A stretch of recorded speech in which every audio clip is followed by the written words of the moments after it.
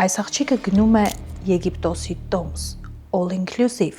ամեն ինչ ներառված է, всё включено արձակուրդի համար։ Հյուրանոց հասնելուց հետո, ուղիղ երրորդ օրը, աղջիկը անում է այս տարօրինակ տեսազանգը սիրելիին։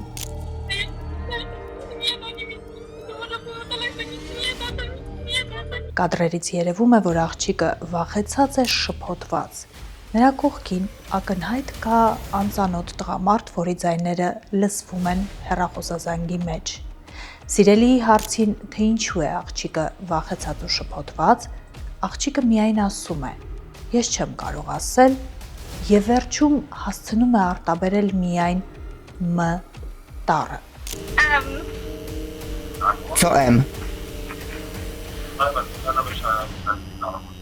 Դրանից հետո զանգը կտրվում է։ Դրանից հետո աղջկան այլևս ոչ ոք չի տեսնում։ Ինչ էր տեղի ունեցել Եգիպտոսում, լավ հյուրանոցում, all inclusive հանգստի ժամանակ, հանգիստ, որին սիրում ենք մեկնել նաև մենք, հայերս։ Նայեք այս վիդեոն մինչև վերջ, ու դրանից հետո դեպի Եգիպտոս ճամպրուկները բոլորովին այլ կերպ կհավաքեք։ Այս վիդեոն չափազանց հետաքրքիր է, իսկ վերջը ձեզ ուղղակի շոկի է ենթարկելու։ Այս վիդեոյի ընթացքում կլինեն շատ փոքրիկ գովազդներ։ Խնդրում եմ, որպեսզի դուք զինվեք համբերությամբ, չնյարդայնանաք եւ նայեք այդ գովազդները, չանջատեք վիդեոն, որովհետեւ այդ գովազդների շնորհիվ է, որ ես կարողանում եմ ամեն շաբաթ ձեզ համար նոր վիդեո նկարել։ Եգիպտոս, կարմիր ծով, արև, անսահմանափակ ուտելիք եւ խմիչք, all inclusive արձակուրդի մասին երազում են շատերը, այդ թվում նաև հայեր, եւ Եգիպտոսը իր գեղեցիկ ու հանգիստ ծովափերով եւ հյուրանոցներով նաև հազարավոր հայերի սիրած արձակուրդի վայրն է։ Մագդալենա Ժուկը, երիտասարդ 28-ամյա աղջիկը Լեհաստանից, մի օր որոշում է ինքն էլ գնել Եգիպտոսի տոմս, all inclusive արձակուրդ իր եւ իր սիրելիի համար։ Մագդալենան աշխատում էր գեղեցկության ոլորտում։ Ինքը գեղեցիկ աղջիկ էր, բարետես, շիկահեր եւ սիրում էր նաեւ գեղեցկացնել մյուսներին։ Արդեն մի քանի տարի է, ինչ հանդիպում էր Մարկուս անունով երիտասարդի հետ, եւ ահա երկար ժամանակ նրանք պլանավորում էին համատեղ որևէ հանգստի մեկնել։ Ու Մագդալենան որոշում է անակնկալ մատուցել։ Նա սիրելիից գաղտնի գնում է 2 տոմս դեպի Եգիպտոս all inclusive տարբերակով եւ ընդամենը մեկնելուց մի քանի ժամ առաջ սիրելիին հայտնում է ուրախալի լուրը. իրենք մեկնում են երկար սպասված հանգստի։ Բայց հենց այդ ժամանակ տեղի է ունենում անսպասելի մի բան։ Մարկուսը պարզվում է իր անձնագրի վավերացման հետ կապված խնդիրներ ուներ, ինչի պատճառով էլ չի կարողանում լքել երկիրը եւ գնալ Եգիպտոս։ Մագդալենան որոշում է մեկնել Եգիպտոս ու մի փոքր կտրվել աշխատանքային առօրյայից, հանգստանալ եւ վայելել Եգիպտոսի արևը։ Այդպես էլ տեղի է ունենում։ Աղջիկը հասնում է Եգիպտոս։ Սկզբում ամեն ինչ լինում է հանգիստ։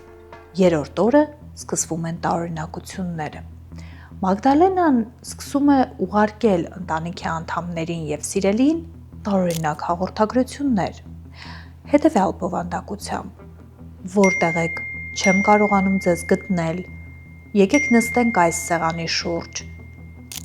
Նրա բոլոր հաղորդագրություններից տպավորություն էր, որ աղջիկը խորը համոզված է, որ ընտանիքի անդամները եւ իր սիրելին իր հետ գտնվում են այդ պահին հյուրանոցում։ Տարօրինակ հաղորդագրությունները սկսում են անհանգստացնել ընտանիքի անդամներին։ Եվ ամեն ինչ էլ ավելի է թեժանում ընդամենը 1 օր հետո, երբ մայրը Մագդալենայի ստանում է զանգ հյուրանոցից, ինչպես նաև մի տարօրինակ վիդեո, որը ֆիքսել էր հյուրանոցի անվտանգության տեսախցիկը։ Այդ վիդեոյում երևում է, որ Մագդալենան համարյա թե անշնչացած, անգիտակից, ուշագնաց պառկած է իր հյուրանոցային համարի դիմաց ուղիղ միջանցքում։ Րոպեներ շարունակ հյուրանոցի աշխատակիցները փորձում են ուշքի բերել աղջկան, բայց ապարդյուն։ Վերջապես աղջկան տեղափոխում են մոտակա հիվանդանոց։ Նման զանգ եւ նման վիդեո ստանալուց հետո Մագդալենայի մայրը իսկապես շատ է անհանգստանում։ Նա փորձում է կապ հաստատել անմիջապես աղջկա հետ, բայց ապարդյուն Մագդալենայի հեռախոսը տարօրինակորեն անջատված էր։ Դա բոլորովին նրան նման չէր, բայց ամեն դեպքում հյուրանոցի աշխատակիցները տեղեկացնում են, որ աղջկան տեղափոխել են հիվանդանոց, ու սա մի փոքր հանգստացնում է Մագդալենայի մորը։ Բացի այդ, Մագդալենայի ընկերը Մարկուսը, հասկանալով, որ մի բան այն չէ եւ աղջիկը անհանգստացած ու տարօրինակ է իրեն պահում, որոշում է խնդրել իր ընկերներից մեկին, որին ճանաչում է նաեւ աղջիկը, մեկնել Եգիպտոս եւ Մագդալենայի հետ միասին վերադառնալ հետ Լեհաստան, բայց բնականաբար այս օգնությունը, որպեսզի հասներ աղջկան, մի փոքր ժամանակ էր հարկավոր։ Մագդալենային իսկապես տանում են հիվանդանոց։ Հիվանդանոցի անվտանգության տեսախցիկի կադրերը դուք հիմա տեսնում եք, սա եւս շատ տարօրինակ է։ Աղջիկը, որ ընդամենը մի քանի րոպե առաջ անգիտակից ընկած էր իր հյուրանոցային սենյակի շեմի մոտ, շատ նորմալ, առույգ մարդու տեսքով ինքնուրույն մտնում է հիվանդանոց։ Այնուամենայնիվ, հիվանդանոցում Մագդալենային հրաժարվում են երկար պահել։ Միակ բանը, որ հիվանդանոցը կարող էր տրամադրել, որոշակի ցավազրկողները եւ հանգստացնողներն էին։ Նույն ժամանակահատվածում Մագդալենային տարօրինակ վարքագծի համար դուրս են գրում նաեւ հյուրանոցից, որտեղ նա ամրագրել էր իր արձակուրդը։ Մագդալենան փաստացի մնում է փողոցում։ Աղջիկը լավ անգլերեն չէր հասկանում եւ հենց այդ պատճառով հենց այն ժամանակ, երբ հյուրանոցը նրան անգիտակից հայտնաբերում է միջանցքում, կապվում է Լեհաստանի դեսպանատան հետ եւ խնդրում է, որպեսզի աղջկան կցեն զբոսավարի, ով գիտեր լեհերեն։ Մահմուդ այդպես էր զբոսավարի անունը, որը գիտեր լեհերեն եւ ով ուղեկցում է Մագդալենային դեպի հիվանդանոց։ Տեղ չգտնելով հիվանդանոցում եւ տեղ չունենալով հյուրանոցում, աղջիկը փաստացի մնում է դրսում Մահմուդի հետ միասին։ Եվ ինչ է տեղի ունենում դրանից հետո։ Էլ ավելի տարօրինակ մի բան։ Հենց այդ ժամանակ Մարկուսը, Մագդալենայի ընկերը, ստանում է վերջապես զանգ, իսկ ավելի կոնկրետ տեսազանգ Մագդալենայից։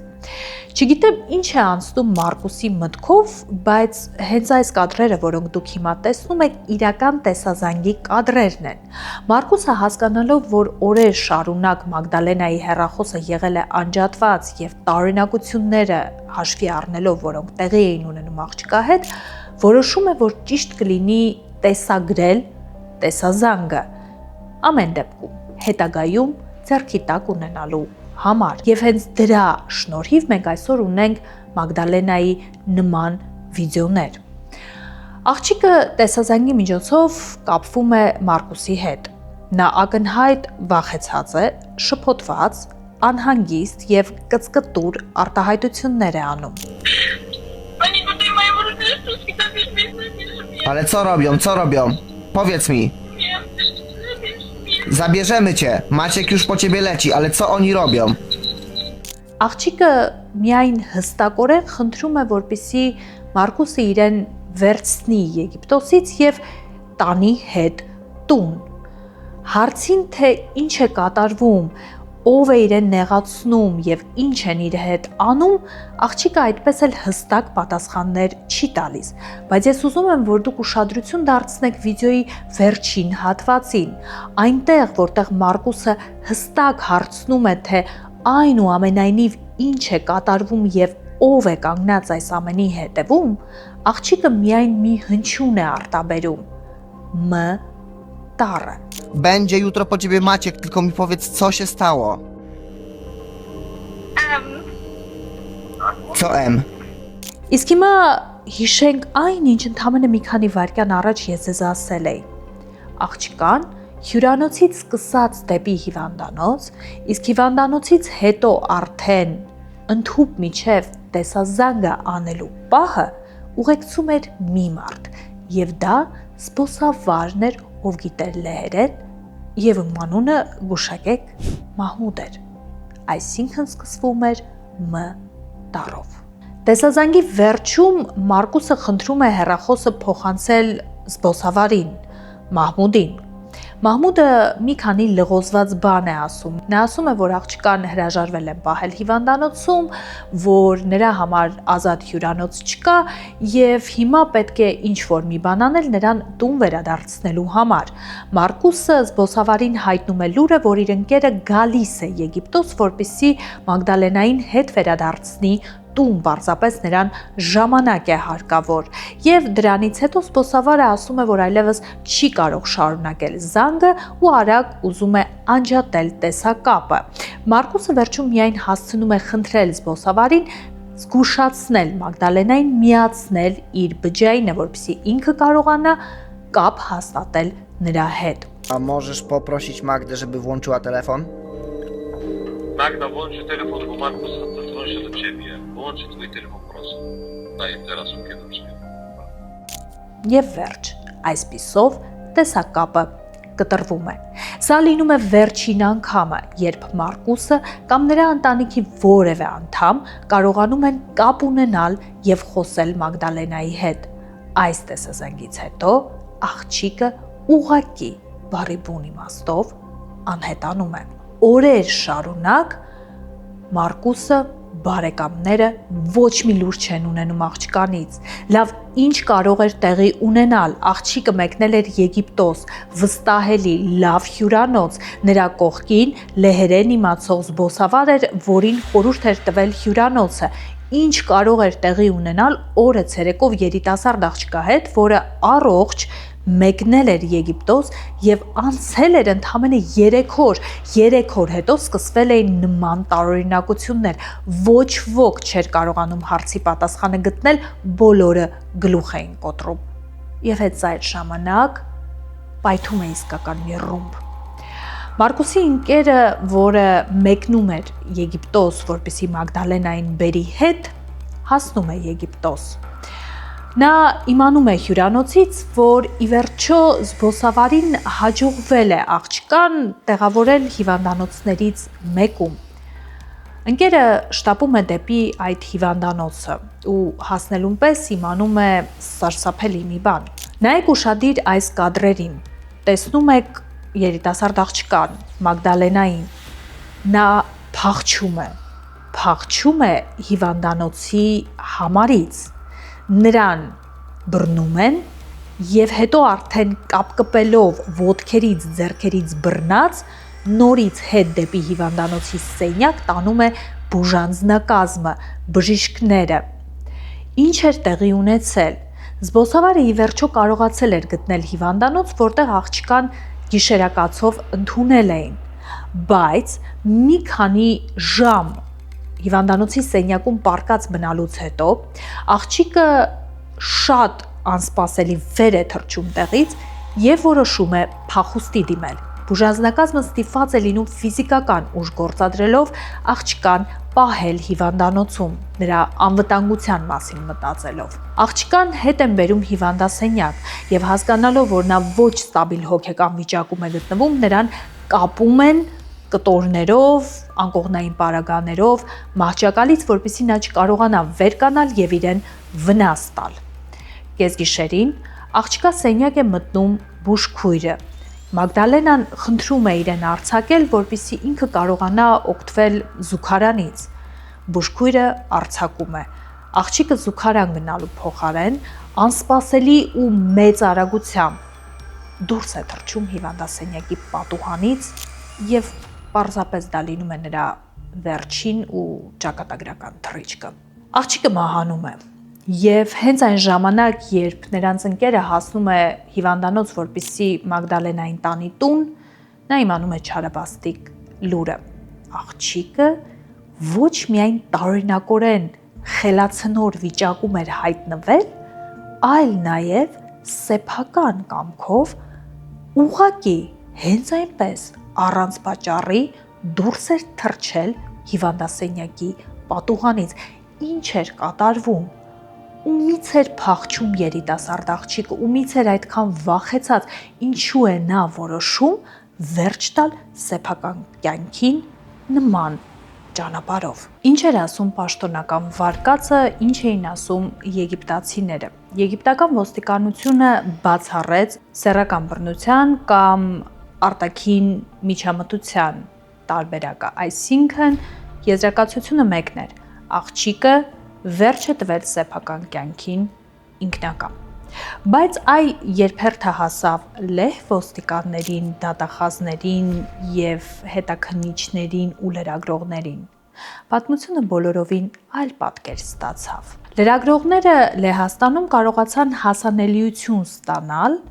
լուսանկարներին, որոնք արվել էին հետմահու եւ որոնք ցույց էին տալիս այն վնասվածքները, որ երիտասարդ աղջիկը ուներ կյանքի ավարտից հետո արդեն։ Եվ այստեղ մասնագետները նկատում են շատ մեծ տարօրինակություններ։ Առաջին տարօրինակությունը՝ հետքերը, որոնք կային մարմնի վրա, այսինքն վնասվածքի հետքերը, որոնք աղջիկը ստացել էր անկման արդյունքում,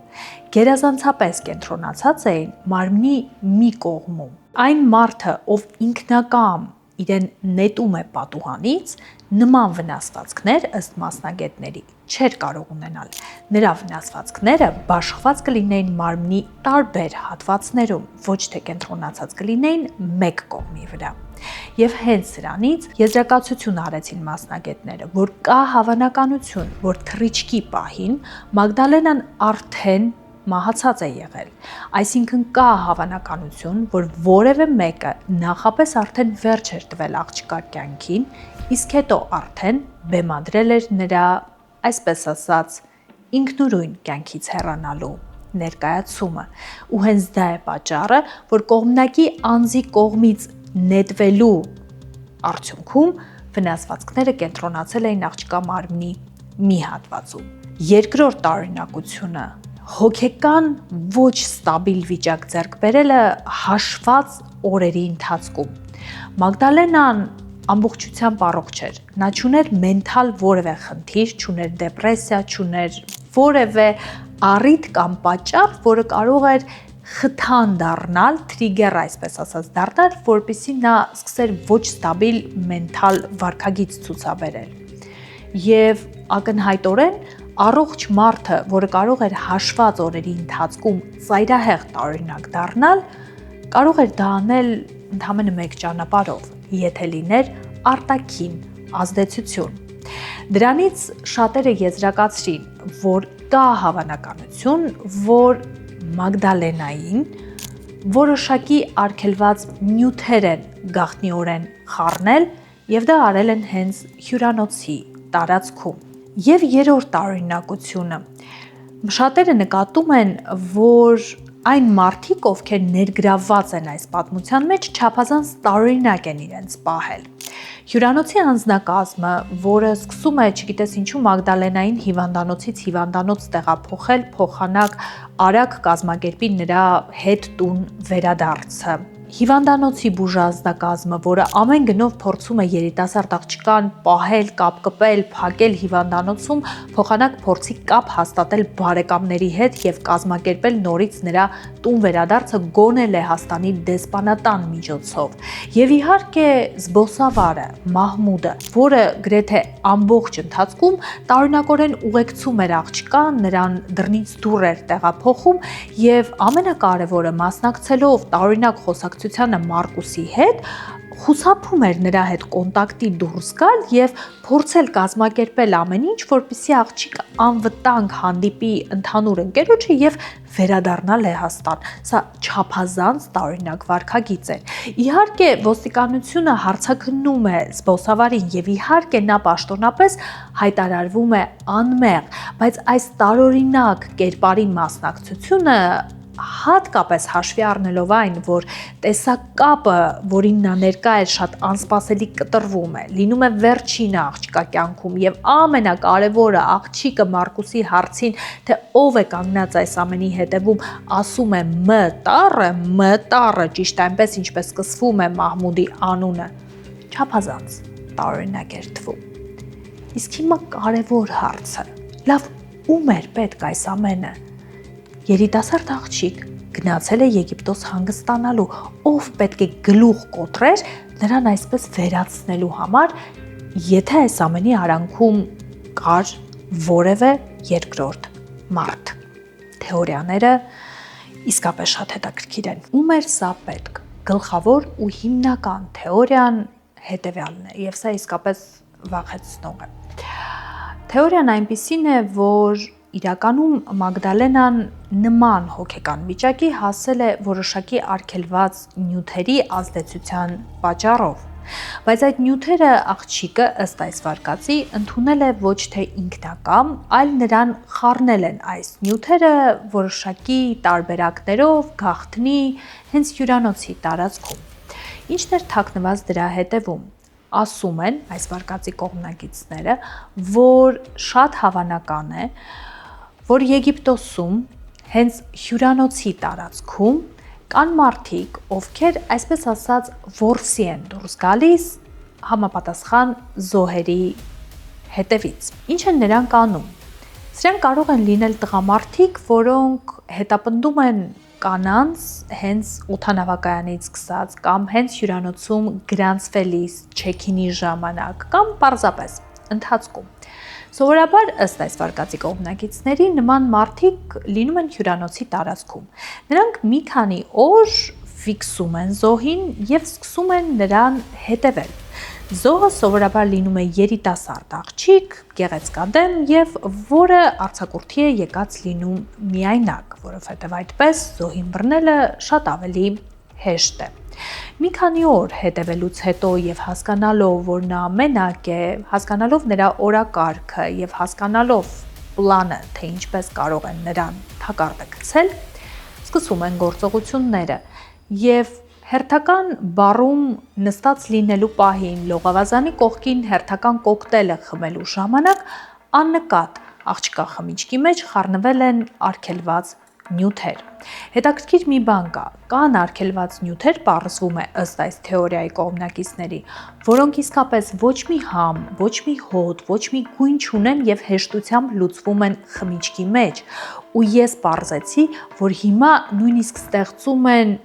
տակդիրներ բաժակների, որ եթե դու օրինակ կասկածներ ունես, որ քո խմիչքի մեջ կարող է որևէ մեկը ինչ-որ բան խառնած լինի,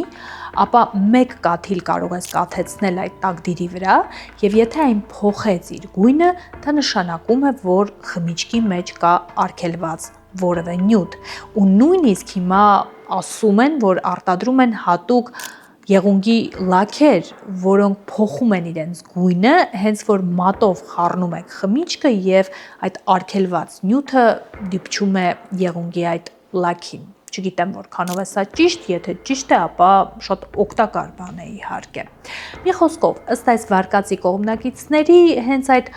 այսպես ասած որսի դուրս եկածներն էլ ֆիքսել էին Մագդալենային գեղեցկադեմ երիտասարդ աղջիկ եւ արդեն արգելված նյութերի միջոցով նրան թմրեցրել էին, բայց մի բան այն չէր գնացել, աղջիկը թմրելու եւ այսպես ասած արագ թակարդը ընկնելու փոխարեն պարզապես մենթալ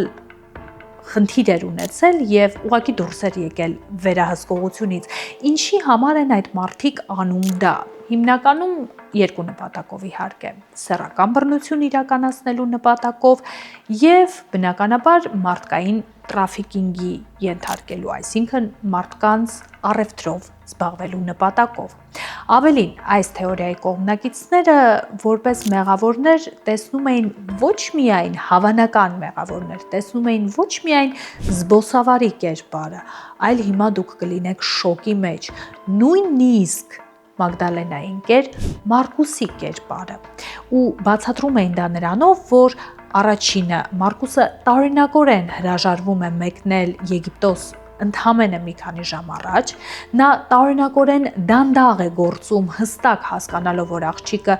ոչ ստաբիլ վարքագիծ է դրսևորում, եւ նա տարօրինակորեն անտեսում է այն հանգամանքը, որ ինչ որ անծանոթ տղամարդ իր սիրելի կողքին է տեսազանգի ժամանակ եւ շատ հանգիստ կոմունիկացվում է այդ մարդու հետ եւ անհանգստության ոչ մի նմուշ չի զգացվում նրա ձայնի մեջ։ Ամեն դեպքում Մագդալենա Ժուկի պատմությունը մինչև այսօր էլ մնում է չբացահայտված։ Այո, պաշտոնական տվյալները ասում են, սա ինքնակամ որոշում էր վերջ տալ սեփական կյանքին, բայց մինչև այսօր էլ հստակ չկա պատասխան, լավ ինչը բերեց կատարյալ առողջ, երջանիկ, ապագայի պլաններ ունեցող երիտասարդ աղջկան նման որոշման։ Գուցե եթե այդ հարցի պատասխանը լիներ հստակ, ապա պաշտոնական վարկածը մարդիկ հանգիստ ընդունեին, բայց քանի դեռ այդ հիմնավորումը չկա, վարկածները, որ այստեղ մի բան այն չէ, շարունակում է մնալ ակտուալ ու գուցե մի օր ամեն ինչ վերջապես ջրի երես դուրս գա։ Իսկ այս պատմությունը սովորեցնում է բոլորիս մի բան. դա կլինի Եգիպտոս, կլինի Եվրոպա, ցանկացած ուղղություն։ Հիշեք, միայնակ մարդը, լինի կին կամ տղամարդ, անպաշտպան է հանգստի ժամանակ։ Հիշեք, որ ցանկացած պահի հանգստի մեկնելիս կամ որևէ երկիր, որևէ տեղ գնալիս, դուք պետք է անեք անվտանգության մի քանի կարևոր բան։ Եղեք ուշադիր ձեր շրջապատի նկատմամբ, պահպանեք անվտանգության նորմերը, փորձեք երբեք միայնակ չլինել որևէ վայրում, փորձեք կապ պահել մշտապես ձեր հարազատների հետ եւ ունենալ նրանց հետ պայմանավորված գաղտնաբառ, եթե դուք գտնվում եք վտանգի մեջ, եւ երբ հնարավոր է միացրած թողնել ձեր տեղանքի location-ի ցուցիչը ձեր բարեկամների կամ ընկերների համար։ Ես սպասում եմ ձեզ կոմենտներում, սա իսկապես հետաքրքիր պատմություն էր, որովհետև ինձ համար բազմաթիվ հարցականներ կան այս պատմության մեջ։ Գրեք ինչ եք դուք մտածում, դուք իսկապես կարծում եք, որ սա ուղղակի պատմություն է աղջկա մասին, որը ոչ ստաբիլ մենթալ վիճակում էր գտնվում եւ վերջ տվեց սեփական կյանքին, թե կարծում եք, որ Եգիպտոսը այս դեպքում շատ բան է թաքցնում եւ միայն արևը ու ծովը ու all inclusive-ը չէ հարցը։ Ու կարծում եք, որ սրա հետևում մի բան կա։ Իսկ եթե մի բան կա, ապա ով է ձեզ համար հավանական մեղավորը՝ զբոսավարը, Մարկուսը, թե բոլորը միասին։ Սպասում եմ ձեզ կոմենտներում, սա մեր սիրած միստիկ պատմություններից, իսկական դետեկտիվ պատմություններից է, այնպես որ եղեք ակտիվ։ Խնդրում եմ նաև լայքել այս վիդեոն, ինձ համար շատ կարևոր է, որպեսզի դուք բաժանորդագրվեք ժողովուրդ։ Ձեզանից ընդամենը մի քանի վայրկյան է տանում, բայց չեք պատկերացնի ինձ համար ինչ կարևոր է, որ դուք լինեք բաժանորդագրված։ Սեղմեք subscribe կոճակը, որպեսզի մենք հասնենք 200,000 բաժանորդի։ Եվ իհարկե, տարածեք այս վիդեոն ձեր սոցիալական կայքերում, Instagram-ում, Facebook-ում, որտեղ որ հնարավոր է։ Մինչև նոր վիդեո։